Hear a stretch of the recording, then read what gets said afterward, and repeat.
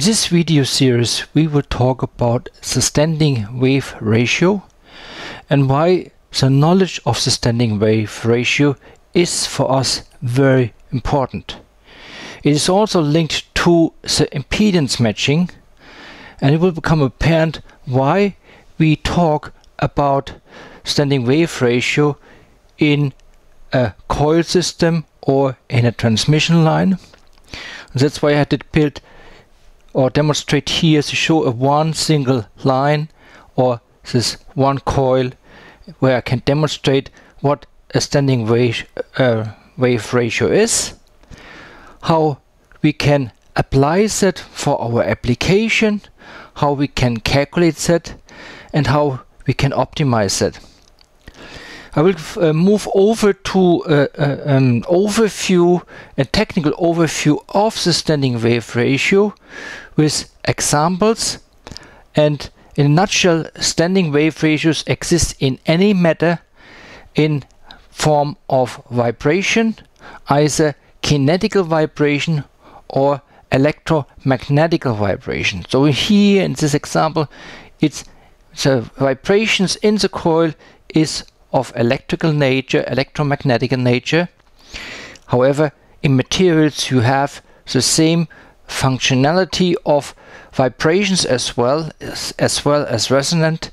I might like to remind you, for example, when you use sound for a specific frequency, that you can shatter glasses, for example, because that is an example where standing wave ratio is then destructive in a way that materials can get, because of it, destroyed. So I will move over now to the technical details about how the standing wave ratio comes about, and then move over here to my experimental setup to demonstrate that to you in more details. Standing wave ratio is a measure of impedance matching of loads to the characteristic impedance of a transmission line or waveguide. Here in our animation you see from the source the propagation of the wave running from right to left, and you see the reflection or the blue line running from left to right. And when both waves overlap, they superimpose the waveguide and the black line or the standing wave is visible. The ratio between the delta of the peak values between the standing waves is marked as the ratio. A ratio of 1 would mean that the impedance between source and load is 1. That is in most of the cases not possible to achieve, but 1.1, 1.2 is a good value. Traditionally, a standing wave should not occur at all in a transmission line. However, on a Tesla coil and the way we are driving our coil system, we have to work with standing waves, because we have to apply standing wave with a specific ratio at specific position along the line, which I will demonstrate later in my coil system how that looks like. In antenna driving systems or in radio frequency engineering, standing waves have to be close to 1, that the source energy can be delivered to the load. However, a standing wave ratio of 1:1 means also that only 50% of the energy can be delivered to the load, whereas when we have a standing wave ratio higher than 1, that we get a higher amplitude at a specific position, which is beneficial here for Tesla coil system. However, this is an exception and is never ever anywhere else in practice. You see another display of the standing wave, how it is formed. You see that the counter running waves actually superimposing in the positions where then the amplitude, or here marked as 2A in the left hand diagram, and 1A, that they are superimposed to the standing wave. This is related always to a fixed line and changes to the odd and even harmonics within the line.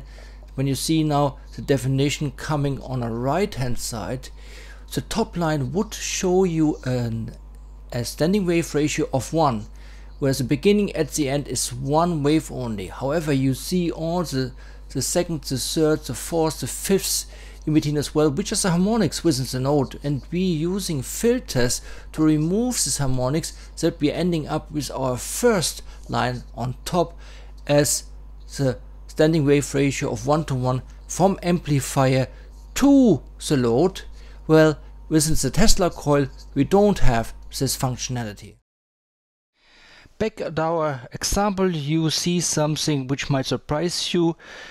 I drive the coil here, and we have it in a traditional fashion. I have a ground terminated on that side, and I measure the peak voltage on the other side.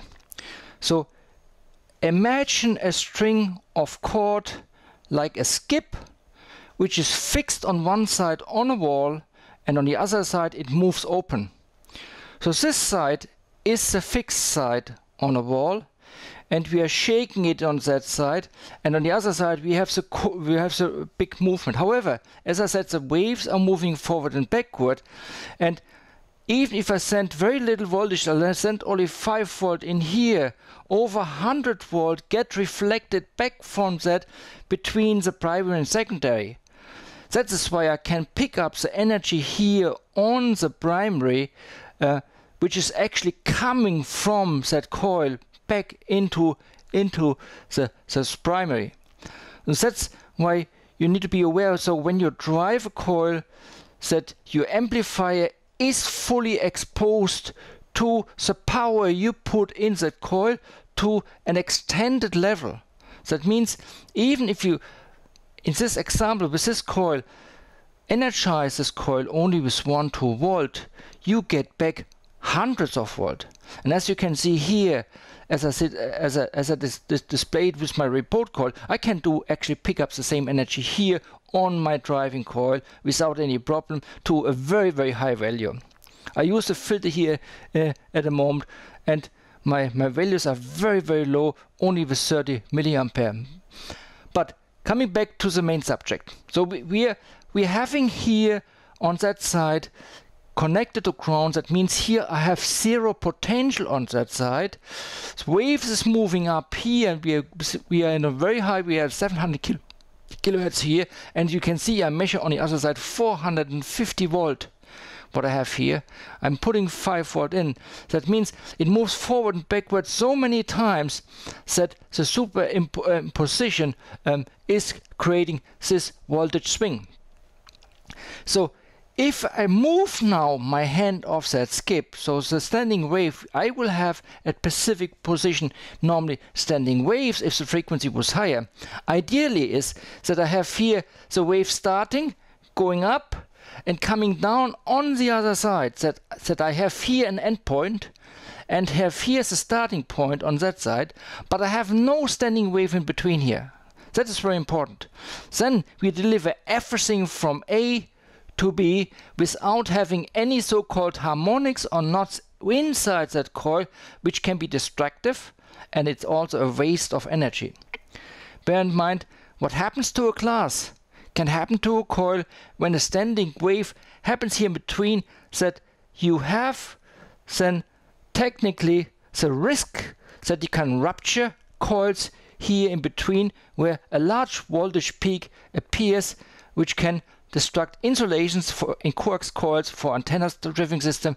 It is well known when standing waves are created that it can actually puncture the insulation of a coax cable. So we want to avoid that.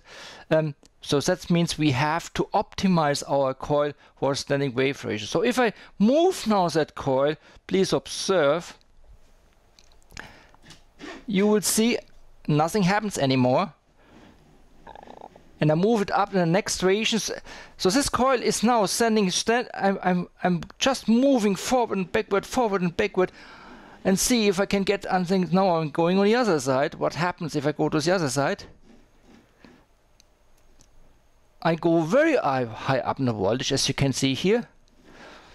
Now my hand is now a bit disturbing it, because my stray capacitance is not very good to do it this way, because I have a lot of stray capacitance which I create here. So, but it should give you the idea. So I'm moving on the other side, and here it should dissipate. Moving back, goes up here. I go here to a very high value, almost in the middle. Let's see if it goes here. Over 750 volt. If I go up, you can see here 858 volt is now measured here on that side, coming from here excited, that the small pit has so much, but I have it probably on the other side as well, which goes to the ground. That means I'm vibrating from here, starting vibrating, and that is hitting very, very hard on that side and very hard on the other side, and that would have this kind of effect. So if I move back again,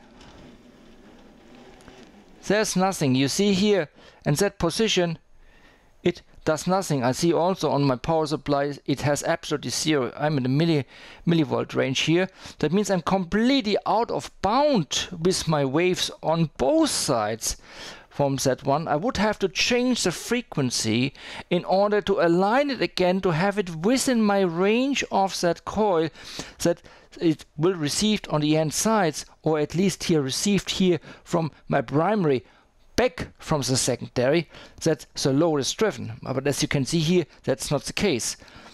So if I go back, and I have not manipulated the frequency at all, so we stay always at the same frequency, I'm back where I have been,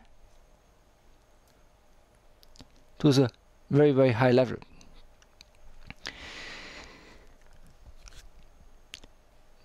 Having the coil matched to a specific frequency is one aspect, but it is not enough to do that, because we are driving this primary coil, and this primary coil need to be adapted to have the standing wave ratio. In radio frequency, you use a little application which is actually switched in between the coax cable and the antenna, and this is measuring the voltage peaks and calculates also the forward and back voltage and tells you what ratio you have, and it will tell you exactly if your coax cable to the antenna is probably matched to the impedance that the antenna is receiving for full amount of energy, or the highest values. That means that we have a ratio of 1:1 or 1:1.2, 1:1.3. These are ratios which you normally achieve in optimized systems. In Tesla coils, we have to do the same thing. We have to apply the same kind of filtering technologies and matching technologies, but it's far more complex on a Tesla coil, because if I want to drive a secondary coil, all of a sudden a secondary coil on the remote side is becoming an extended transmission line. So all of a sudden I have to calculate it on both sides, and I don't have anymore a starting point of the wave here and the end point on the wave there. That is not the case. We have all of a sudden in between a transmitter and a receiver, because they're not end-to-end connected to each other. The end, middle, and then beginning of the next coil again, and that is causing an issue where we need to apply specific frequencies to the standing waves that we're gonna hit then the transmitting coil exactly at that position on the other side, so that we can harvest this energy. However, doing so is not really the standard wave ratio of 1, because we are not at the end of the coil. Let me explain that in a different way. If we have the antenna here on that side, and that is our long line, we need to make sure that the energy which starts here, the wave that starts here, is completely transmitted on the other side without being reflected. When we have a second coil on the other side, then that is not the case, because we are sending it over via an earth line or a direct line to the beginning of the next coil, and both open ends are open. That means I don't have the end connected to that coil. I have a starting point here, yes, but my starting point, which is connected here on the ground, goes back to the next coil as a starting point, And because I'm moving forward and backward, I have technically two coils here, two primary coils here with my extension, and not here and there where it should be. That means the standing wave ratio, or the filtering we have to apply between here and the other coil at the bottom. That means we have to use a frequency which is in between, and that comes to another subject. This coil technically has a frequency of not more than 40, 50, 60 kilohertz. However, because of the different ratios I need to apply here, I have to go to a much higher frequency. And the starting frequency was 1.2 megahertz for such a coil, because otherwise I would not hit this coil at the specific position I have it, and this would not be able to transmit the energy to the other side, to that coil, that we have to go to a higher frequency in order to do that, that we have more and more little standing waves which are transmitted over to the other side.